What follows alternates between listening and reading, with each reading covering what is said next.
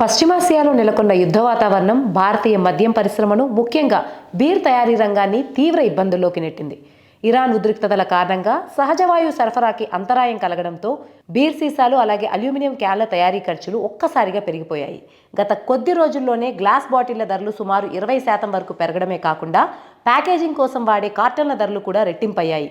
దీనికి తోడు రవాణా ఖర్చులు కూడా భారంగా మారడంతో ఉత్పత్తి వ్యయం తడిసి మోపెడవుతుంది. వేసవి కాలం కావడంతో దేశవ్యాప్తంగా బీర్లకు డిమాండ్ గరిష్ట స్థాయికి చేరుకున్న తరుణంలో ఈ ముడిసరుకుల కొరత మొత్తం మద్యం సరఫరా వ్యవస్థనే దెబ్బతీసేలా కనిపిస్తోంది.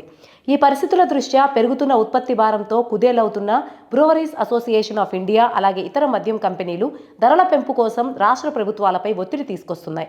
ఇప్పటికే మహారాష్ట్ర, కర్ణాటక వంటి రాష్ట్రాల్లో ధరల సవరణ దిశగా చర్చలు జరుగుతూ ఉండగా కంపెనీలు కనీసం 12 నుంచి 15% వరకు ధరలను పెంచాలని కోరుతున్నాయి. ఒకవేళ ప్రభుత్వం ఈ పెంపునకు అంగీకరించని పక్షంలో మే నెలాఖరు నాటికి మార్కెట్లో బీర్ల కొరత ఏర్పడే ప్రమాదం ఉందని నిపుణులు హెచ్చరిస్తున్నారు. వినియోగదారులపై భారం పడకుండా ఉండాలని చూస్తున్నప్పటికీ అంతర్జాతీయ పరిస్థితులు అలాగే ముడిసరుకుల ధరలు మద్యాన్ని మరింత ప్రియం చేసేలా ఉన్నాయి.